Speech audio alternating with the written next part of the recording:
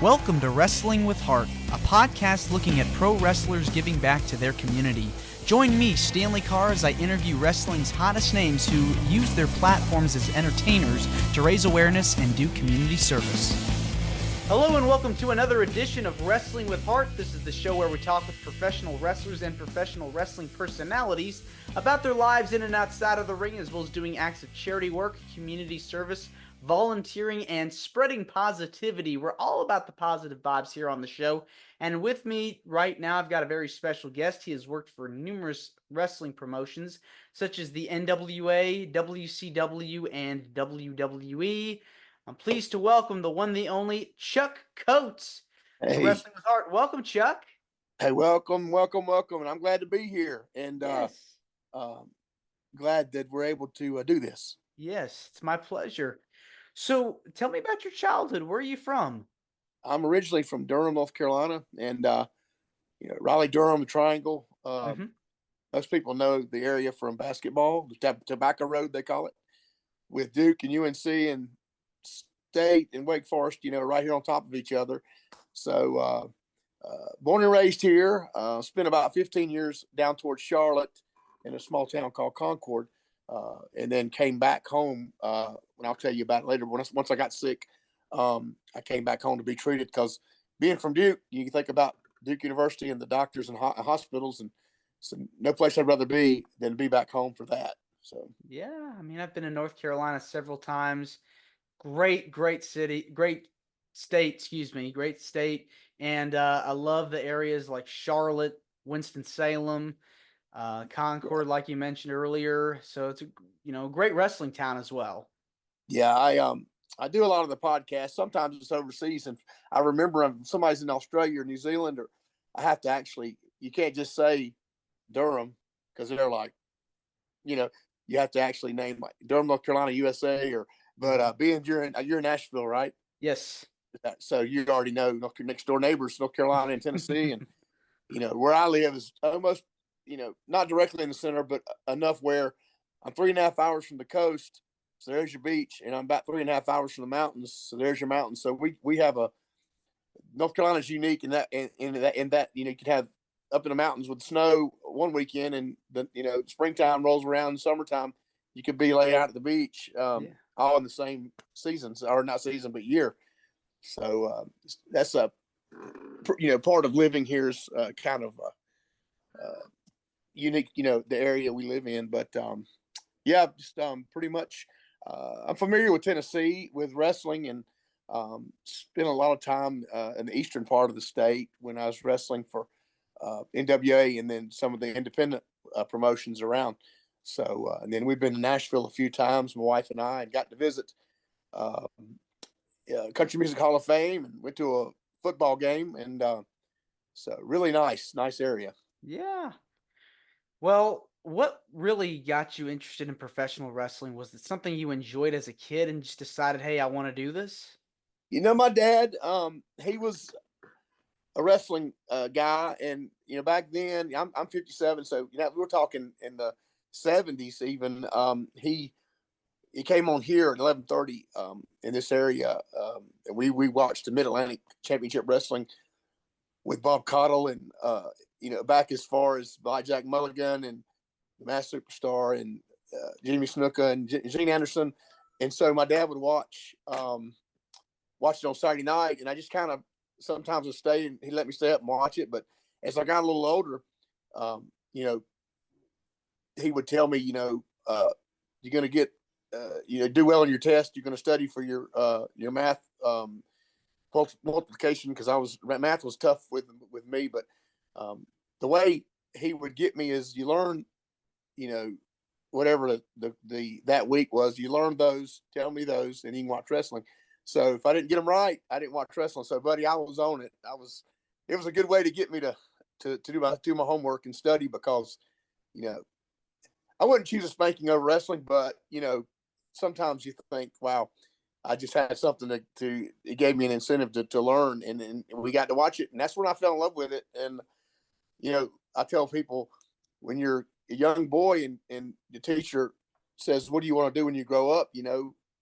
a lot of people say, I want to be an astronaut. I want to be a doctor. I want to be a firefighter or a football player.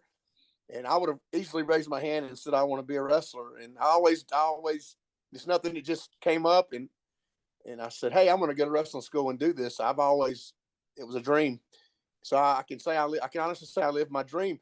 And, you know, I had a 20-year career, and, you know, I didn't ever sign the big contract, so I didn't get the big money, but you know what? I lived it, and I was able to achieve that goal, you know, in my life. And it was like I tell everybody, you know, if you have a dream, go for it. And so just because you're not famous per se, I mean, I've had a chance to be in the ring with lots of very famous wrestlers. So that was a dream come true in itself.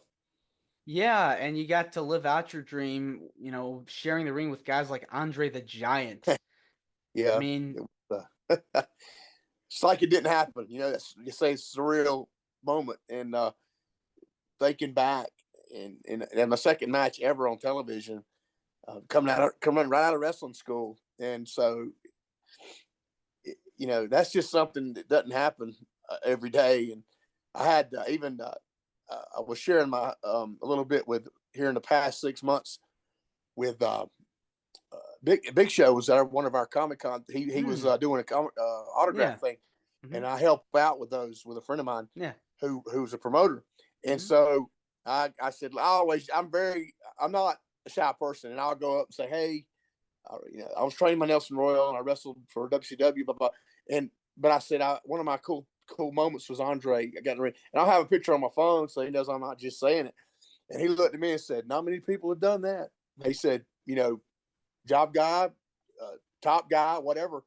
Not many people in this industry can say they got in the ring with Andre. So they said, you got something that a lot of people don't have. And that was pretty cool, you know, him telling me that. And because, you know, his time came along later after Andre was gone, but you know, that he was the giant in this generation, in this, you know, particular era. But, you know, back in my time, Andre was the main attraction, the feature. I mean, they say he never really signed with a promotion because everybody wanted him. So he just moved around. Yeah, he was an attraction, and they would just figure it out, whether it was Japan or whether it was AWA, NWA, WWF, whatever. He would work something out, and they would fly him and get him in, and he was all over the place. He didn't have a deal with really nobody, you know. But such an amazing. I can go on about Andre all day, but like I said, people say, what was it like? And I said, it was like a refrigerator with arms grabbing a hold of me. And that's the best way I can describe it. Yeah. He was big as a refrigerator, and he's tall. And I mean, you know, I think he was 7 foot even when I wrestled with him. And he was 7'4" when he started, and he had multiple back surgeries to relieve pressure and pain. And so, you know, you get shorter as you get older. They say he was right at 7 foot before he died. So, you know, but overall, it's just like I said, I look back and think, wow, it really happened. That was me. And so, really cool experience. There's so many more, but that was the one that sticks out, you know, above all, because it was Andre, and it's such an amazing experience. When you're wrestling, when you're training to be this wrestler, you got to really get conditioned. You know, training is just tough. It's intense. What was your experience like learning how to wrestle? I remember my first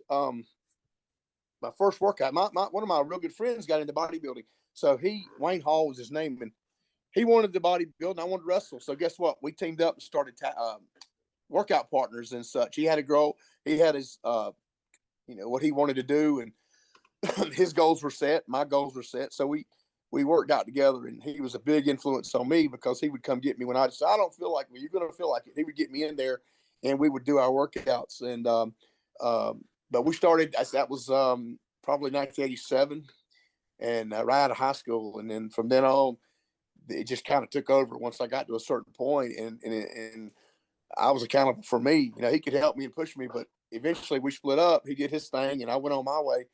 And then it was up to me to maintain and keep up with what was going on.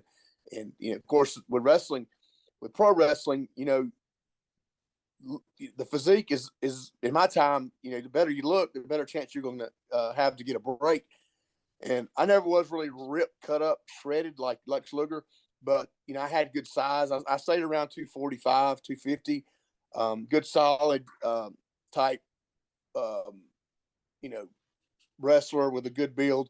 But it was for me, it was a little bit of a challenge. You had to be very disciplined, and it couldn't be. Well, I'm gonna take a day off for this and that. You can take a day off, but you gotta make it just like eating meals. It had to be part of your daily thing.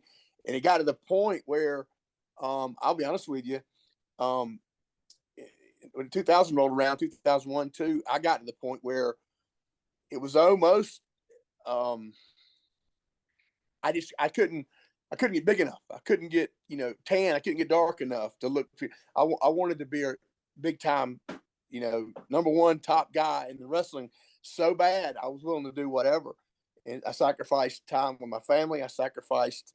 It was just rest. Weightlifting was it. I had to work a job, and I was going to the gym. Unless I was definitely ill, I was going to be in the gym, and it was 3 hours a day, 2.5 with cardio and tanning and all. So I was in the gym 3 hours a day, with that all together. And it's like you said, it's just an everyday thing. So that was what it was like in my time.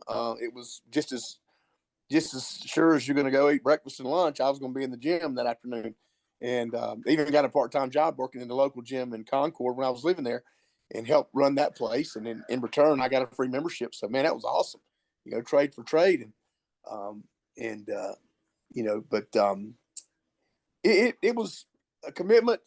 And then, I'll get to the bout with cancer later, but then that came along and my whole world changed. So, my priorities and everything, but we're talking about wrestling right now, but it was, very, intense. Had to be every day, and you just go out there and get it done, and then take off, whatever town we were in that weekend, or because my schedule was fluctuated.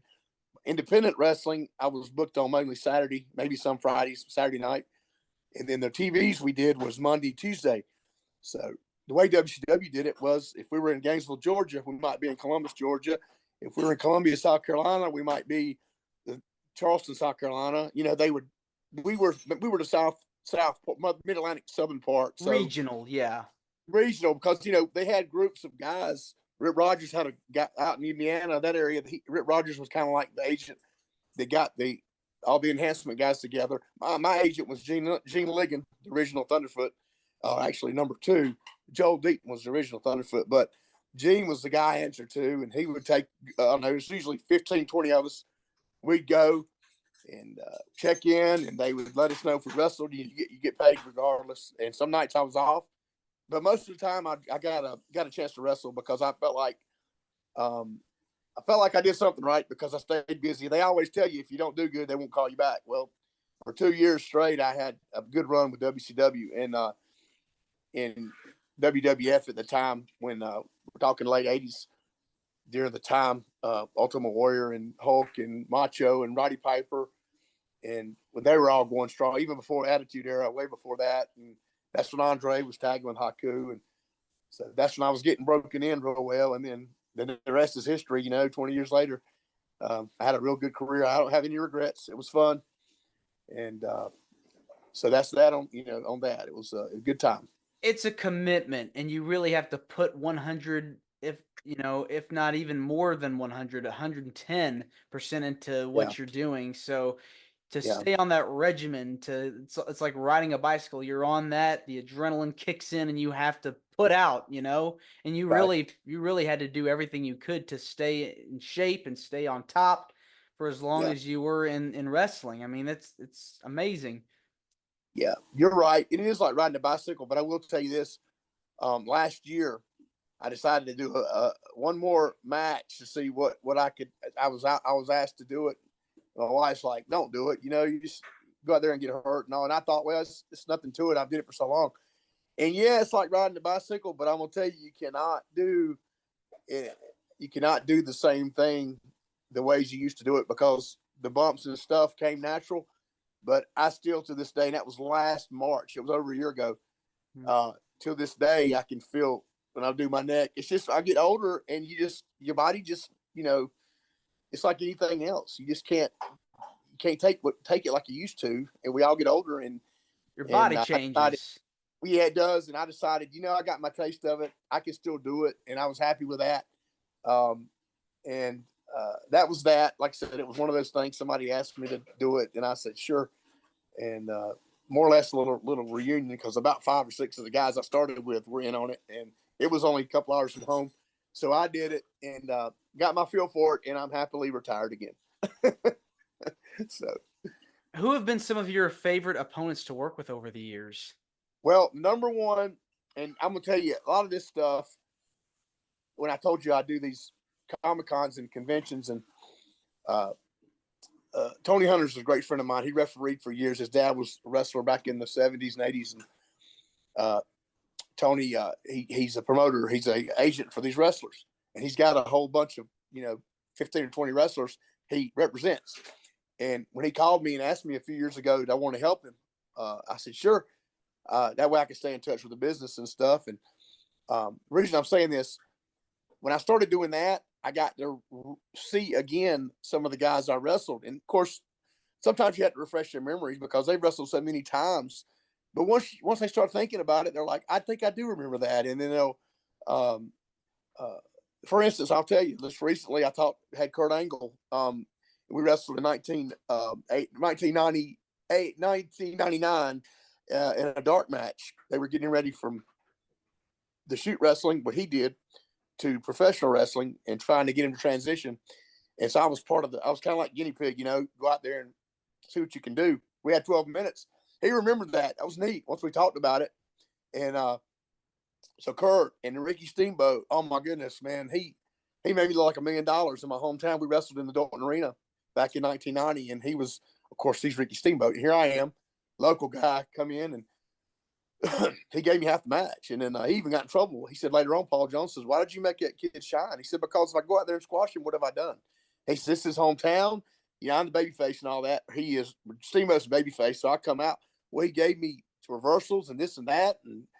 And we did it. We went home. I mean, everything was great. Sting, I got to see Sting here about 6 months ago.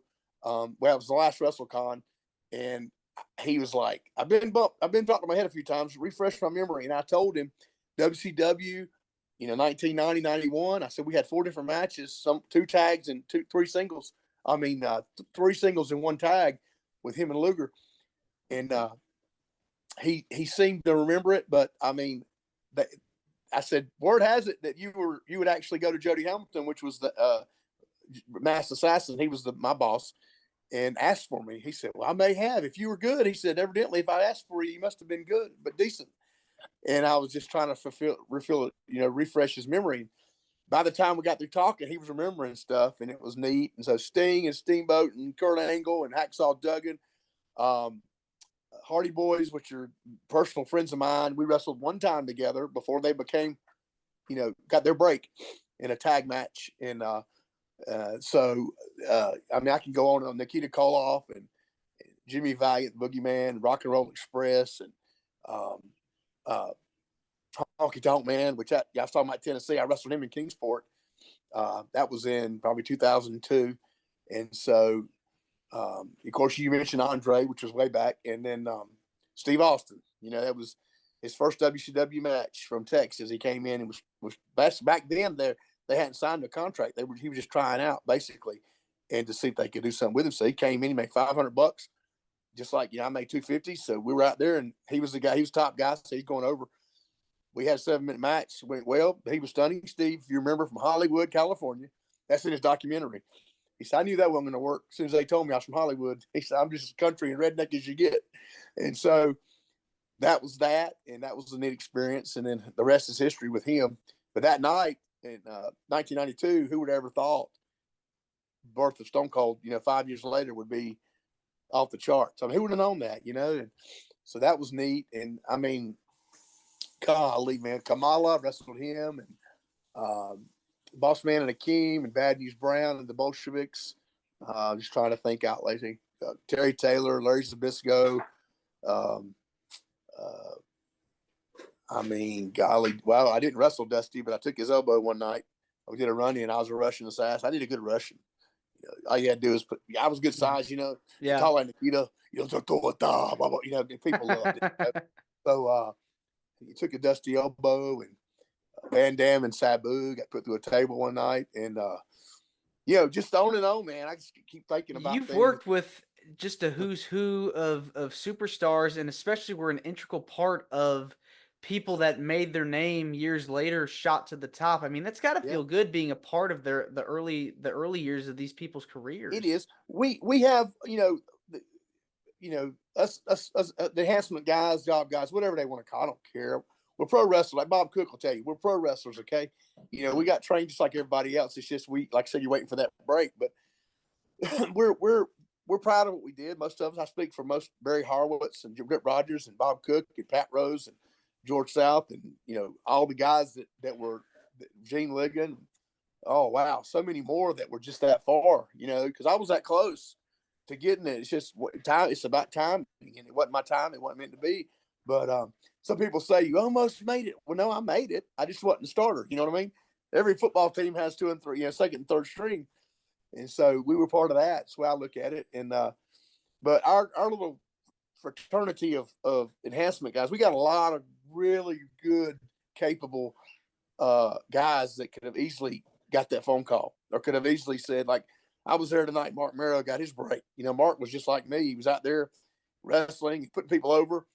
Dusty saw him and liked him, and that's where Johnny B. Bad was born. It was Asheville, North Carolina, and Yeah. I was right there. He said, "I want to do something with you, kid," and they did the whole deal with Teddy Long, and the rest is history. He became Johnny B. Bad, then he became Wild Man Mark Merrow, and then his career took off. So Yeah. just never know. You just never know when somebody's thinking, "Hey, man, I might," But like I said, no regrets. I had a blast, and would do it all over again.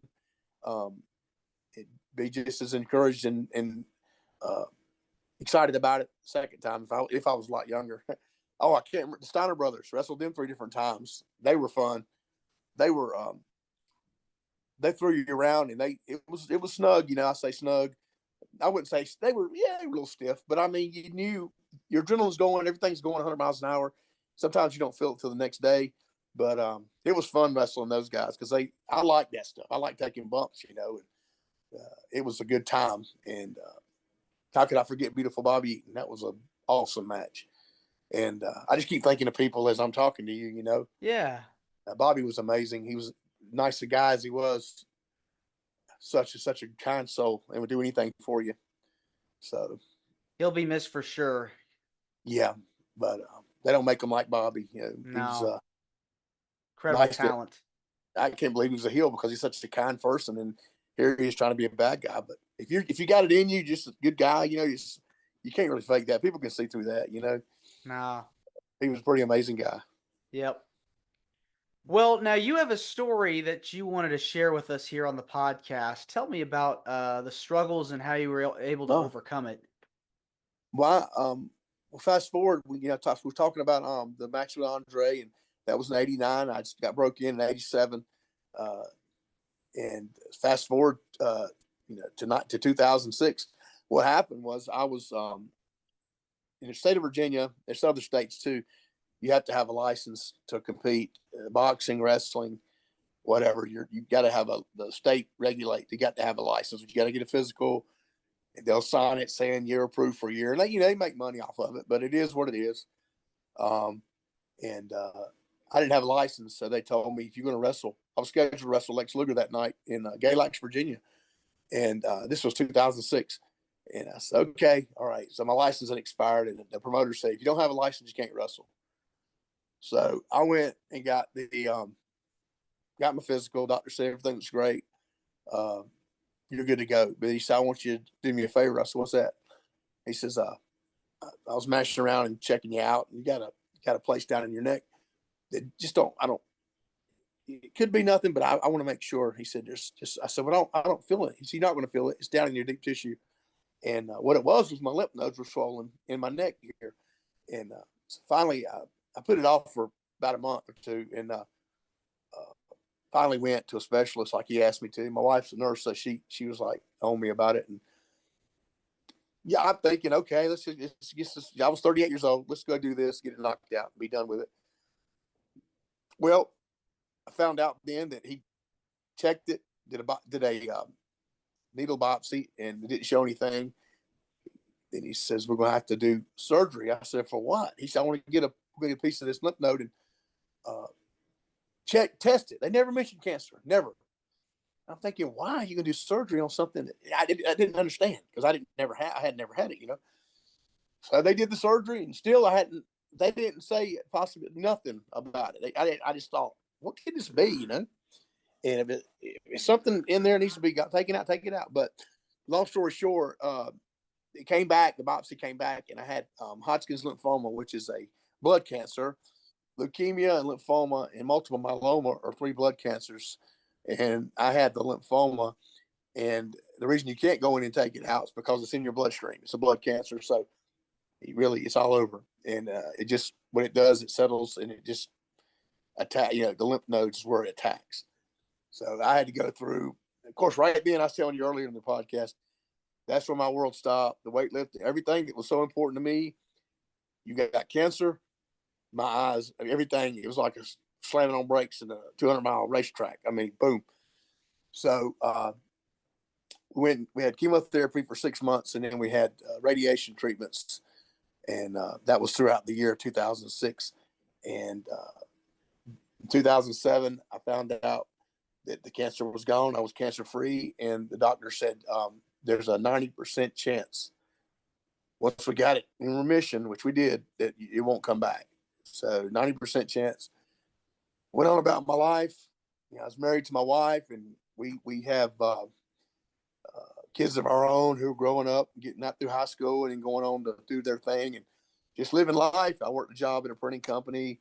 I thought about going back to wrestling, but I didn't have the passion I used to have, but at this time. And I was married now, and I wanted to spend time, and my priorities changed. You know what I mean? And so going on about life, everything was good. And then in 2012, I had some pain in my lower back, and I thought, you remember back when the game that we golf was real popular? Yeah. I played it like crazy, and with our kids, we're foster parents, and so we had foster children, and I'd play it and play it and play it. It was so fun, and I thought I had tweaked something in my back. So my wife, once again being a nurse, said, "Go get that checked out." So I did, and lo and behold, that doggone cancer, that 90%, I was part of the 10%. It came back. Once again, lymphoma, same exact cancer. This time it required a bone marrow transplant. And without getting too medically, you know, all these terminology, it's pretty tough on you. And so went through that in 2012, and same thing really, except, you know, just another thing, another brutal year. You've heard the horror stories about cancer. You know, you get sick, you throw up, you just feel like, oh my, it's like having the flu. Chemotherapy is like having the flu. You know, and you have the flu after 3-4 days to get better. But it's like having the flu and not going. It's just like not going away, and it just you don't get any. It's just so I can't even explain it other than that. Yep. And went through all that, and in 2013, I was declared cancer free again. So we're 2-0 against cancer, and I'm thinking that's got to be it. You know, we're good to go now. So went back to work and just living life like everybody else, and didn't really stay in touch with I stayed in touch with the guys, but let me go back. Let me fast forward. Let me rewind it. 2012 with the cancer. It's the second time. My friend Shane Helms, the Hurricane, he lives over here in Raleigh, outside of Raleigh. He wanted to do something special, and him and my friend Mike Howell and my brother David got together, and we're going to do a benefit because, you know, with the the bills and all that stuff, everything piles up, and I've never been one to ask for help. I'm too proud, I guess. But they said we're going to do this show and benefit you. And if you ever want to look at it, it's called Chinlock for Chuck. That's the name of it. Chinlock for Chuck, which is me. And I want you to know something. 2012, actually 2013, January 15th, every one of my friends came together and put on a show in my high school. We had 1,400 people. and raised $15,000 and gave it to me right that night. They wouldn't take any pay, wouldn't take any gas money. We're talking Steve Carino, Lodi, uh, Trevor Lee, which was Cameron, the guy that just got released from Cameron WWE. Grimes. He was there. Uh, Brad Attitude, Brad Green, Rebby Sky, which is Matt Hardy's wife. And let me think who else was there. Lodi, I said C.W. Anderson, Brad, and then James Storm flew in from Nashville. Didn't know him, had no idea who he was other than television. And he said, any friend of Shane's a friend of mine. And so he flew in on his own dime, and he came out, he wrestled. And the main event of the night was for Carino, Lodi, CW, and one more person. I can't remember. But anyway, they wrestled against Matt and Jeff Hardy, Hurricane Helms, and anyways, it was a four. Who was it? Anyway, I can't believe it. But it's Chinlock for Chuck. If you want to check it out, it was pretty amazing. But everybody came together for that. I want to put that over on your podcast because it was such a special night, and the fact that they did that, it didn't ask for nothing, and I'll never forget it. And until this day, I'll see Matt and Jeff. Until this day, 11 years later, I still tell them thank you. And they said, "I do it again for you, man. You were just, we were all there. We're all Carolina boys. We all wanted the same thing, and we're all started together in the same group, and in that Omega, and that they got that break, and we were all sure Shane got that break, and we were all happy every time somebody got a break. When Trevor got his break, and there's been more out of the Omega. Shane Helms, and Shannon Moore, and all the Joey Abs, which was Venom in our group, and they were all. Everybody was kind of like a piece of us went with them, and so that was neat. So they did that show for me and raised that money, and we went on about our way, and without dragging this out too long, 2016, third time, 3 times. And by this time, you run out of options. So the doctor said, we're going to try an experimental thing. And I signed saying I'd do it. And so another transplant. And like I said, I don't want to get too medically talking, but for bone marrow transplant, you try to find a match. You've heard of that before, where they couldn't find a match. So they tried my brother, which was a half match. And that's why I had to sign papers saying, we're trying this at Duke. If you want to sign off, so anyway, I did, and it worked because I'm still here talking. So the Lord's been gracious to me, and I'm still here, and I'm very, very, very, very thankful. It's been April 1st was 8 years, and like I said, we're foster parents now, and I'm doing that and trying to help. That's the way I help. You said at the beginning of the podcast, this is an uplifting, encouraging thing. I love the fact that you said that. Thank you. And my life is a testimony to that. And I just don't, like I said, I just like with Andre, I look back and think, wow,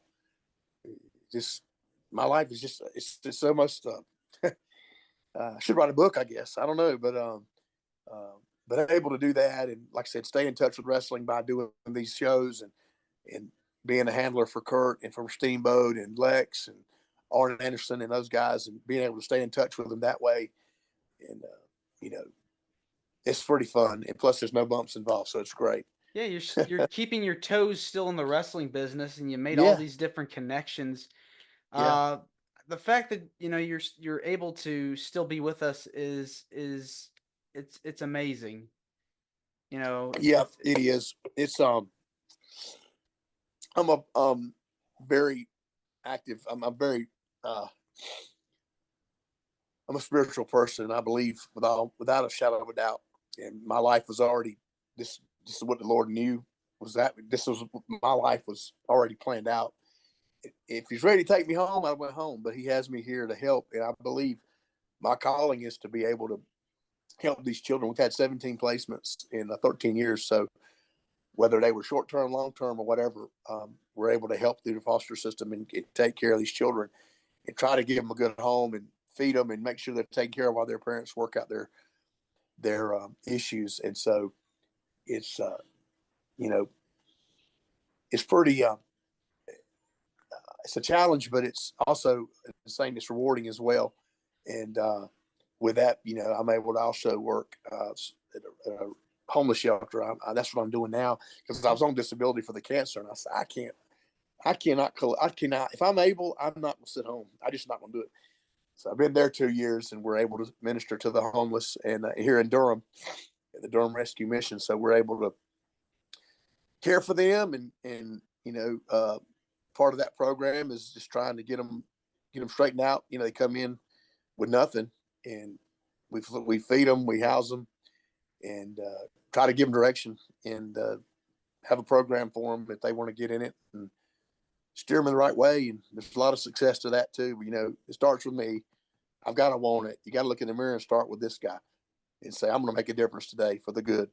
If we all did that, this place we wouldn't even need police.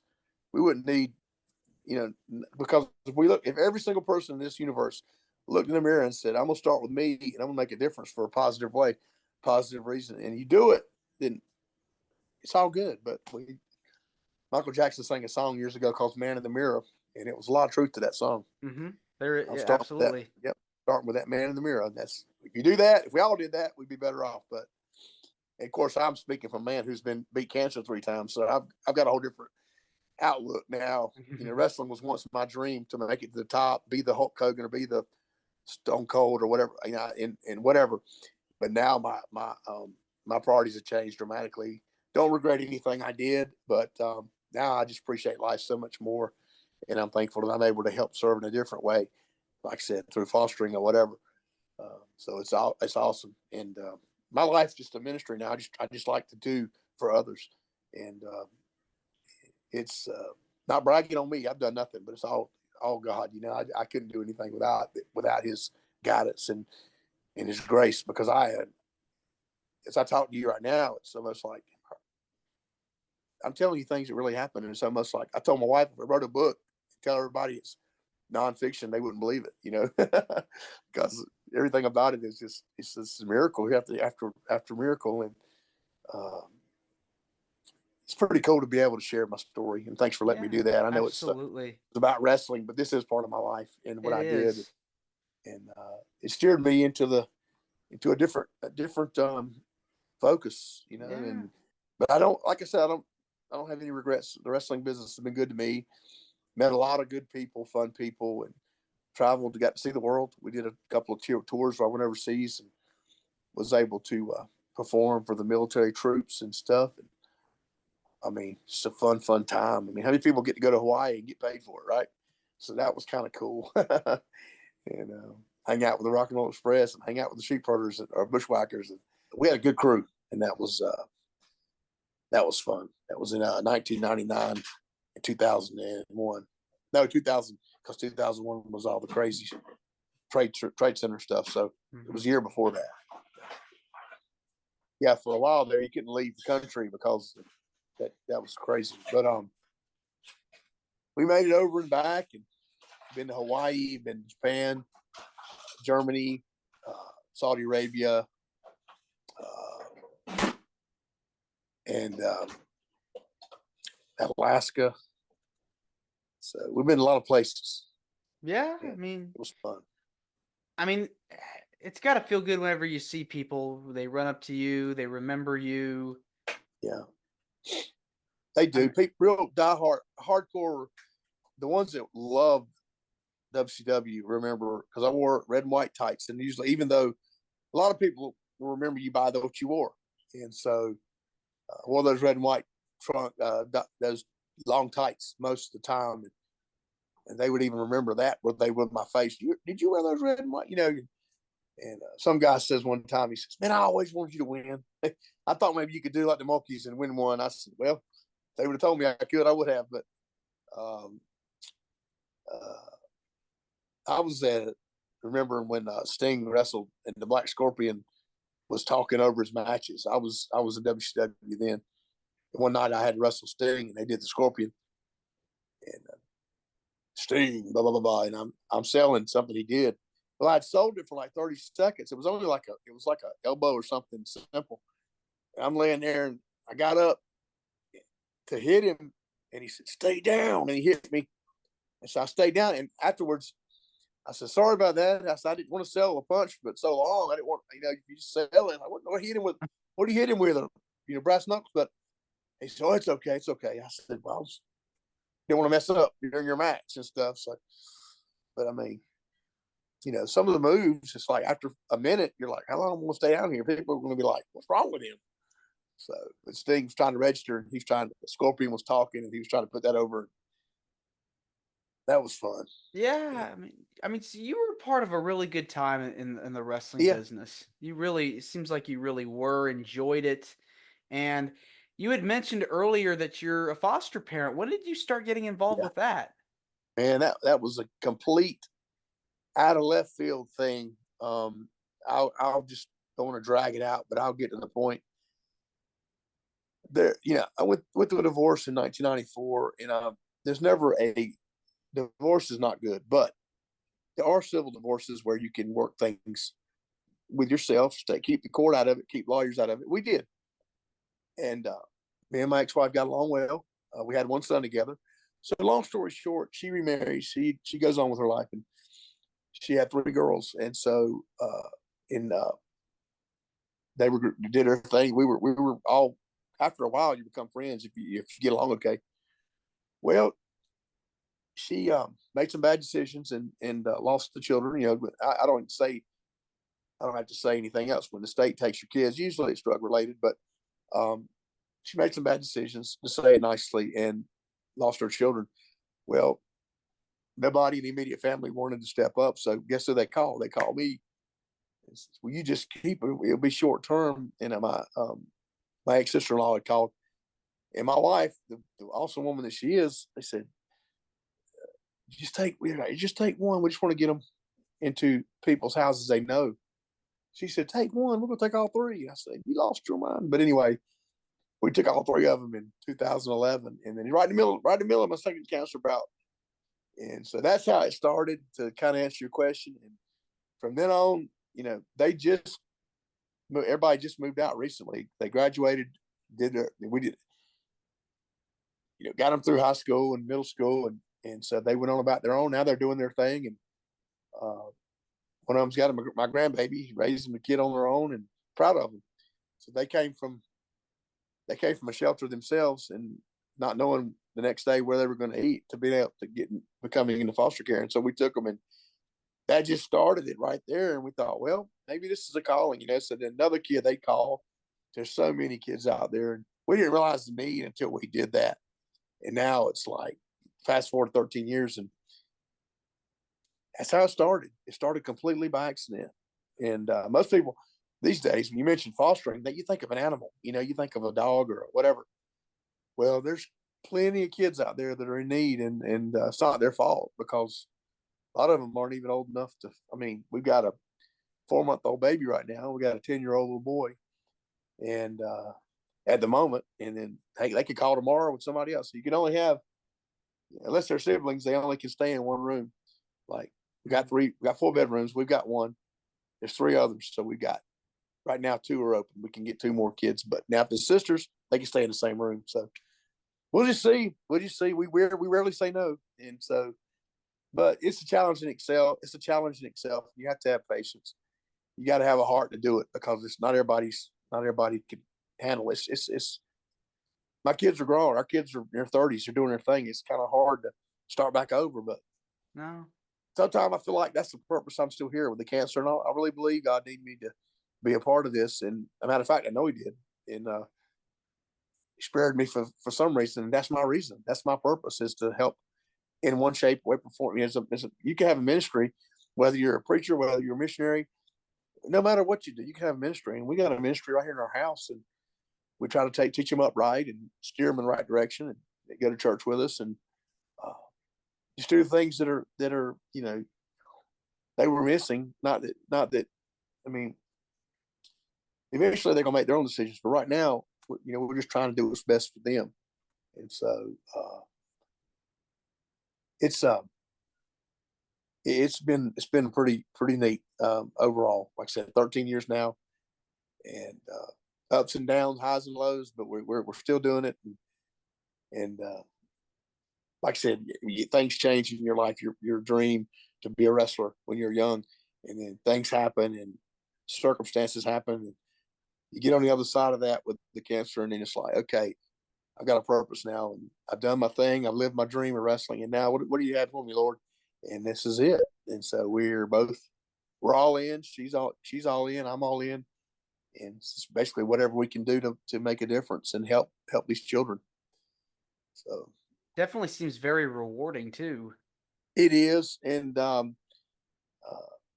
you know, it it's I don't know. I guess people always, when they find out, they're not our biological children. Oh, they're not. So no, they're our foster kids. People are always like, "Daddy, you're such a special." It's all, but they don't understand. These kids are a blessing to us. We don't look at it as, uh, yeah, we'll do it like it's a job. If you look at it as a job, you need to do something else because you don't make the state. They compensate you, but by the time you put diapers and you feed them and you take them to school, I mean, you really, this ain't about making a dollar. This is because you have a passion to do this and to help, and that's where it starts because it's not convenient at all. We could easily be done. And she's 55, I'm 57. We could be done. Everybody's out of the house. And we could live life, But now we have to include them in everything we do because that's part of the responsibility that we chose to take. And it's not a problem either. We have a good time doing it, and it's a passion. It's a passion for helping. You just have to. Either you have it or you don't, and it's everybody's got a reason in life. Everybody's got a purpose. Well, why And do you feel I just do passionate? because I'm passionate in a different way because I'm here to, with my history of my life and going through all that I went through with the sickness. I just have a passion to live. I have a passion to do the right thing and to make a difference. And whether it's working with the homeless shelter, which I'm a part of, or whether it's helping raise these children, it's nothing to do with cancer per se, but it's a way to give back, and it makes me feel it's satisfying to me knowing that I'm making a difference, maybe in a different way. I mean, I get calls on occasion. Somebody's found out they've just diagnosed a relative or something, and that's what did you do? How did you handle it? And I'll talk to them, and all I can do is give them my story. They're going to handle it the way they want to handle it, but all I can do is share my story and and I've got a spiritual. I had a spiritual. Everything about it. I was going, here I am, Lord. At this time, I just submitted. I said, I mean, this is my time to go. It's my time to go. But he saw fit to keep me around, and once again, it's just like a storybook, and I'm just thankful to be able to sit here and talk to you about it because I'm Yeah. still on the right side of the dirt. They say. Well, maybe we'll see that book written one day. I think that's Yeah, a very inspiring story that you've shared with me. And Chuck, I want to say thank you very much for coming on the show. It means a lot to me, to my listeners and viewers. yeah, Where can man. people find more about you on social media if they want to get Well, in if they touch? want to watch my wrestling, just put in Chuck Coates wrestler. It'll come up. There's 15 or 20 of my matches that have been put on there from WCW. The Andre matches on there. But put Chuck Coates, COATES, and then put wrestler in the YouTube search. It'll pop right up. And it's got my testimony on there. It's got other podcasts I've done uh, with certain people wanting to know specifics about certain matches. And so, go for it. It's pretty neat. I mean, I've been doing podcasts now about 3 years, not Okay. regularly, but maybe 5 or 6 a year, maybe 7 or 8. I don't know, but I love doing them. I'm glad you asked me to jump on. But Absolutely, of there, course. pretty much. I mean, other than that, we've got that ministry in Durham with the homeless shelters, Durham Rescue Mission. If anybody ever wants more information about that, we got a website, DurhamRescueMission.org, and that'll tell you. I'm on the website, but I mean, that's a different side of my life now. But uh, you know, it's like you said, rewarding to be able to give back in a different way. And knowing that if you have an impact in a positive way in somebody's life, it just encourages you to do it more, and when you see people come in broken like that and with nothing, I mean, what they have is what they got on their back, and won't help. Then if we can give them that help they need, then that just makes and they accept it. Nothing like it, man. I mean, I tell people, we wrestle. I wrestled. And one of the scriptures is 6:12, Ephesians. For we wrestle not against flesh and blood. We'll see. I wrestled against flesh and blood, and now my life is fast forwarded, and now we're wrestling against, spiritually wrestling against the devil on a daily basis. I tell these guys, that's the fight. That's where we're going to take it to him, because he ain't going to let up, and he's going to try to drag you down, especially if they're drug addicts and they're coming in trying to get help, because a lot of them are just trying to get clean. So you got to make a change. Like I said, you got to look at you and say, I want to do this, and take advantage of the resources we have and do it. Mm-hmm. And that's a challenge in itself, because so many of them go back out there in the world, and it's sad because they'll get the people they hang out with are not the best influences. So, but anyway, back to your question, that's pretty much it. YouTube, Chuck Coates, wrestler, it'll come up, some testimonies and some matches. Pretty cool. And then DurhamRescueMission.org is where I'm at now. And if, I got an email on there. If anybody wants to contact me, that's great. So, well, Chuck, thanks. Chuck, thanks again, and you're more than welcome to come back. Thank you for having me. Absolutely. Take care. You too. This is Wrestling with Heart. I hope you found this podcast to be informative and entertaining. If you did, please hit the subscribe button and look out for the next edition.